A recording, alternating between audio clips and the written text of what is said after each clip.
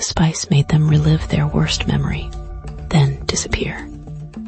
Herat, 1485. A jewel of the Timurid Empire, a crossroads of cultures, a city teeming with merchants, scholars, and secrets, but beneath the glittering surface, a darkness stirred.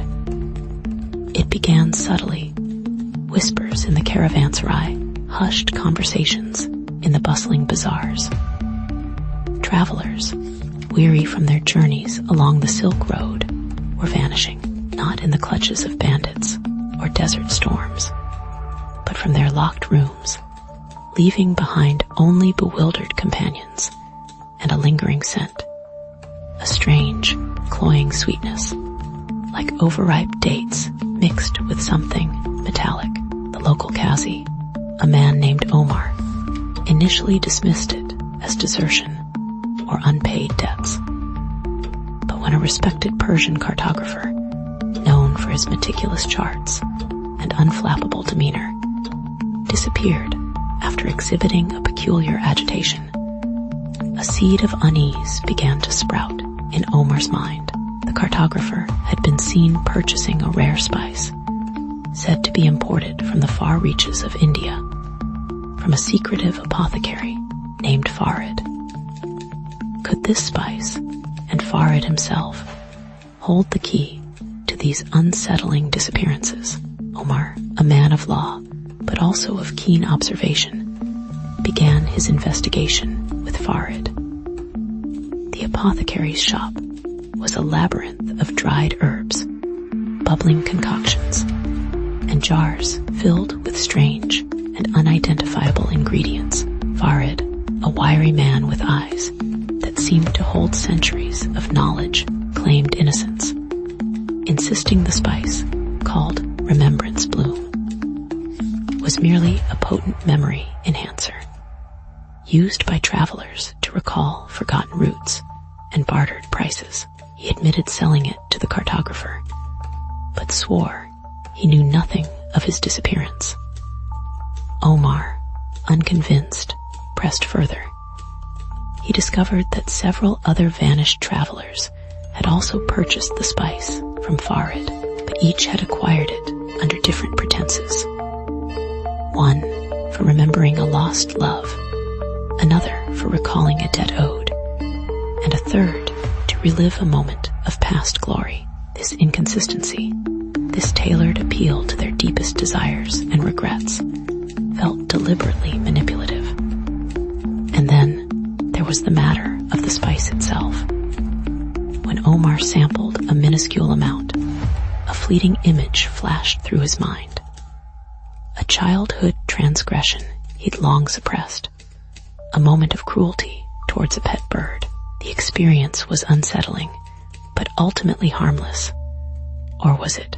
The investigation took a dramatic turn when a distraught widow approached Omar, claiming her husband, a silk merchant, had confessed to her of a terrible crime before his disappearance. He'd admitted to cheating his business partner years ago, leaving him destitute and broken. The spice, she claimed, had unlocked this long-buried guilt, driving him to the brink of madness.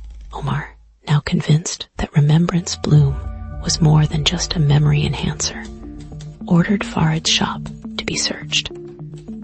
Hidden beneath a false floor, they found a ledger detailing the buyers of the spice, along with cryptic notes about their deepest regrets and past sins.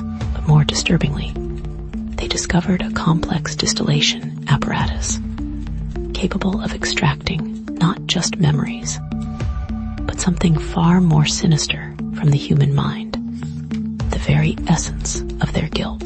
The device was connected to a series of pipes that led nowhere. They ended abruptly at the base of the shop, as if designed to simply vanish into the earth beneath. Where were these pipes leading? And what was Farid doing with the distilled guilt of his victims? Panic gripped Herat as the disappearances continued, now with a chilling sense of purpose. Omar, desperate for answers, focused on the pipes beneath Farid's shop. He ordered his men to dig, unearthing a network of tunnels that snaked beneath the city, leading towards the ancient ruins outside the city walls. Within the tunnels, they found the skeletal remains of the missing travelers, their bones drained of marrow, their skulls hollowed out. But the most horrifying discovery was the source of the cloying sweetness. Vast vats filled with a viscous, shimmering liquid, the distilled essence of guilt, harvested from the minds of the victims. Farid was not just an apothecary. He was a collector of sins, a ghastly alchemist transforming human remorse into what, as Omar pieced together Farid's twisted motives, a new horror dawned. The spice didn't just unlock memories, it amplified them, twisting them into unbearable torments, until the victims, consumed by their own guilt, willingly subjected themselves to Farid's macabre extraction process. Omar finally cornered Farid in the ruins, surrounded by his ghastly collection. Farid, in a moment of chilling lucidity, revealed his motive. He believed that guilt was the ultimate aphrodisiac, the most potent source of pleasure for a select few. He was selling the distilled guilt to wealthy nobles and depraved merchants, creating an exclusive clientele of guilt addicts. As Omar prepared to arrest him, Farid swallowed a vial of remembrance bloom, his eyes widening in terror as he relived his own heinous acts. The murders he'd committed to perfect his technique. He stumbled backward, his screams echoing through the ruins before collapsing into dust, consumed by his own creation. The disappearances stopped, but the legend of the remembrance bloom lingered, a chilling reminder that some secrets are best left buried, and that the most potent poisons are often the ones we brew ourselves. The city breathed again, but the taste of guilt, like the scent of overripe dates, never truly vanished from the air of Herat. Item 1.